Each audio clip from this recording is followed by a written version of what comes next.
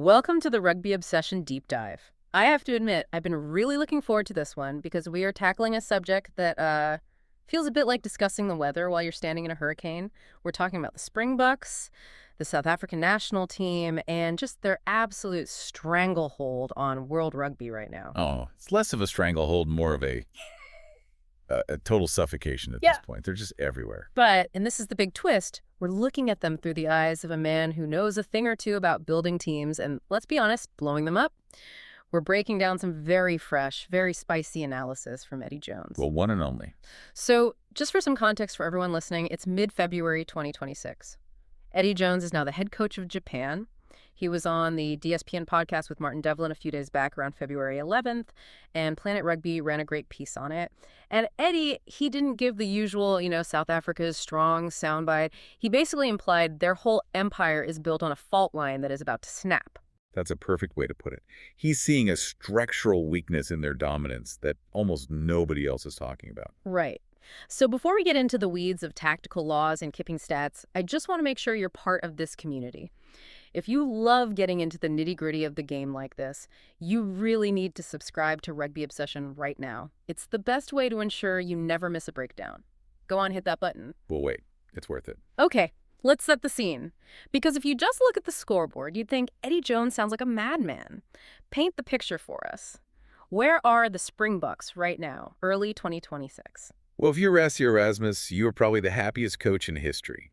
Since winning the World Cup in 23, they just haven't had that traditional champions hangover. That famous rebuilding phase. Exactly. But South Africa, they just skipped it. Rassie's back as head coach, and the machine just kept rolling. They've won back-to-back Rugby Championship titles. They're unbeaten on their last two November tours. And they are sitting comfortably at #1 in the World Rugby rankings. There's a decent gap to #2. So, play devil's advocate for me here. If I'm a Springbok fan, I am buying my jersey, I'm booking my flights to Australia for the 2027 World Cup, and I'm laughing at anyone who doubts us. Why is winning everything a bad sign? It all comes down to the peaking theory. And this is something Eddie Jones is obsessed with, and statistically, he's often right. The next World Cup is 2027. We're in early 2026. That is nearly 2 full years away. 2 years feels like a long time in sport. It's an eternity. Jones's argument is that maintaining an absolute peak, and we're talking 100% physical intensity, mental sharpness for a 4-year cycle, it's just physiologically impossible. You can't sprint a marathon. If you're sprinting now in 2026, the theory goes you'll be gassed by the finish line in 2027. But isn't momentum a thing? I mean, winning becomes a habit. I'd rather be winning now than losing, right? You'd think so. Yeah. But you look at the history of World Cups, the team that dominates 2 years out, they rarely win the tournament. And Jones, he pointed out a specific worry, the age profile of the squad. He mentioned Siya Kolisi specifically. He did. He noted that Siya, their captain, their talisman, he hasn't actually played a lot of rugby lately. And it's not just him. A lot of that core bomb squad generation is pushing into their mid-30s. The Dad's Army concern? Precisely. Experience is great, but recovery takes longer. That top-end speed drops off. Jones is suggesting that by relying on this veteran core to win everything now, they're burning the candle at both ends. Okay, so that's the physiological argument. You're too old, you're peaking too soon. That's fairly standard punditry. But the part of this that really got my attention, and why we're doing this deep dive, is the tactical stuff. Because Eddie isn't just saying they're old, he's saying the rules are the only reason they're winning. And this is where we have to put our nerd glasses on, because this is fascinating stuff.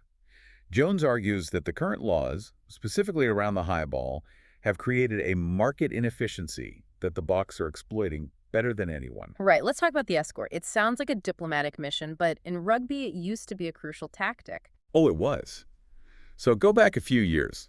When a scrum half kicked a box kick, or a fly half put up a bomb, the receiving team would drop players back to protect their catcher. A shield. A human shield, yeah. Yeah. They'd run these lines that effectively blocked the chasers. They formed a glove around the fullback. So if I'm the fullback, I've got my own personal bodyguards making sure nobody touches me. Exactly. It made the catch relatively safe. But World Rugby decided that was obstruction. They banned the escort. So the bodyguards are fired. They're gone. And now the chasers, the wingers running downfield, have a completely clear run at the person trying to catch the ball. Which turns the catch from a skill into, what, a car crash? A collision. Yeah. And this is the key. The objective isn't really to catch the ball cleanly anymore. The objective is to create chaos. And that brings us to the Boks personnel. Yeah, this is the irony I wanted to ask about. You think South Africa, you think massive humans, Eben Etzebeth, but on the wings, Cheslin, Kolbe, and Kurtley Arenzi, these guys are small. Tiny by modern rugby standards. So help me with the physics. If the rule removed the protection, shouldn't the biggest guys be winning this? Why does a lack of protection help the little guys? It's a great question. Because if it was a static jumping contest like a line-out, the tall guys would win every time. Yeah. But it's not static. It's a scramble. The chaser arrives at the exact millisecond the ball arrives. So it's messy. Incredibly messy. The ball gets batted back, it hits a shoulder, it spills. And in that environment, that chaos on the ground, a low center of gravity, acceleration, agility, that's king. So it's not about winning the header. It's about winning the loose ball, the crumb. Exactly. And Kolbe and Arenzi are the best scramblers in the world. They react faster. So the Springboks don't need to catch it cleanly. They just need to create the collision, cause the spill, and then their little Ferraris beat the other team's trucks to the ball. That is just a brilliant adaptation. It's weaponizing disorder. It is.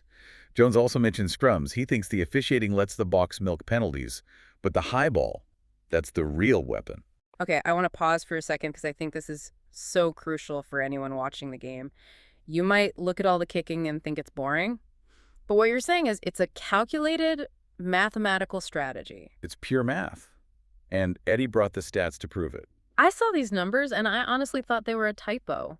He was talking about the success rate for the kicking team. Jones claims, and the data seems to back this up, that in the current international game, less than 30% of high kicks are caught cleanly by the defending team. Whoa, stop there. Less than 30%. So if I kick the ball to you, there's a 70% chance you're going to drop it or mess it up. Effectively, yes. The attacking team, the kicker, has about a 70% chance of regaining possession, either by catching it themselves or winning the scramble on the ground. That just flips the entire script of sports logic. Possession is everything. But you're saying in rugby right now, kicking the ball away is the best way to keep it. It's a complete inversion of possession tactics. As Jones said, those are pretty high odds. You'd take those any day. Yeah, if a coin came up heads 70% of the time, you'd bet on heads every single time. Exactly. So that's why we see the kick in hope. Except it's not hope. It's kick in probability. But this leads to the problem. Because the odds are so stacked, teams have sort of stopped trying to catch the ball. They're playing for what Jones calls disruption. Right. Competing for the ball means you jump up, eyes on the ball, hands out, trying to catch it. Disruption is when you run downfield, you don't even look at the ball, you just jump into the catcher. Or you stick a hand up to slap it backwards. It's spoiling. It's pure spoiling. Jones compared it to a phase rugby league went through. He said they used to have this, his words, fight for the ball. Lead realized it was ugly and changed the rules.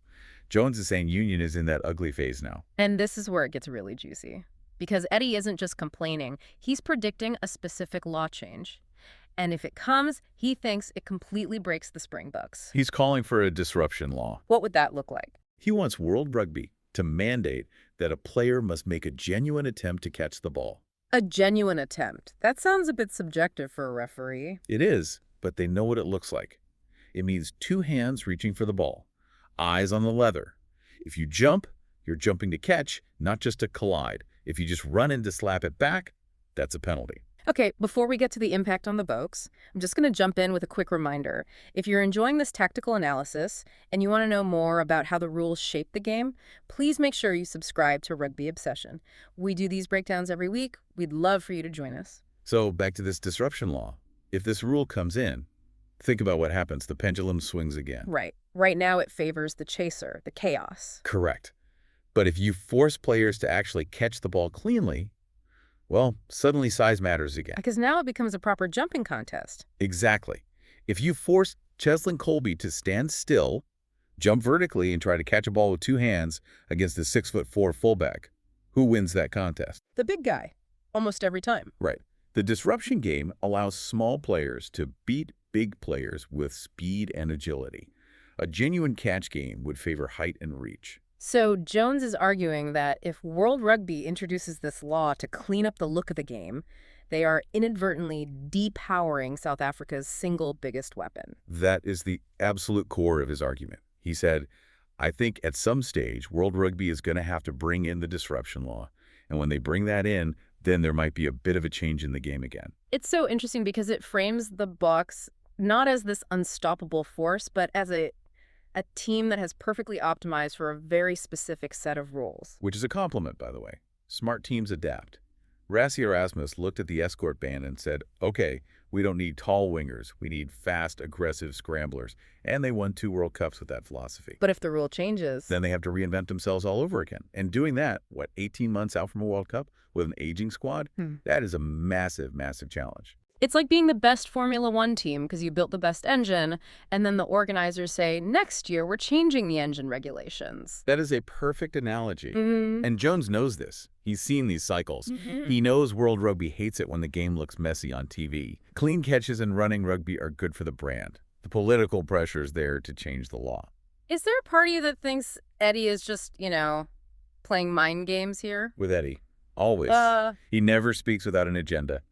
But that doesn't mean he's wrong. The stats, that 70% regain rate, they don't lie. The game is tilted too far towards the kicker. So we have 2 big threats for the #1 team in the world. Threat number 1 is time. Can the veterans keep going? And threat 2 is the law book. Heavy is the head that wears the crown. I want to turn this over to you, the listener, now, because this is a real debate. What do you prefer?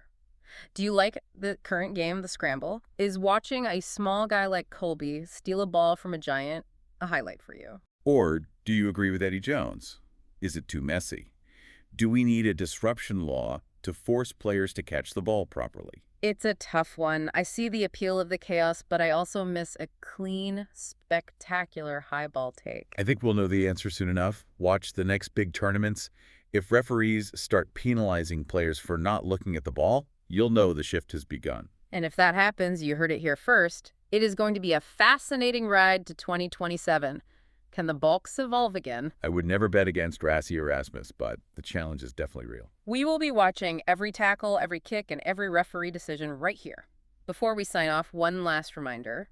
If you want to stay ahead of the curve on global rugby tactics, make sure you are subscribed to Rugby Obsession. Thanks for tuning in. Always a pleasure to unpack the mind of Eddie Jones. Thank you for listening to the Rugby Obsession Deep Dive, and we'll look forward to you listening to our next episode.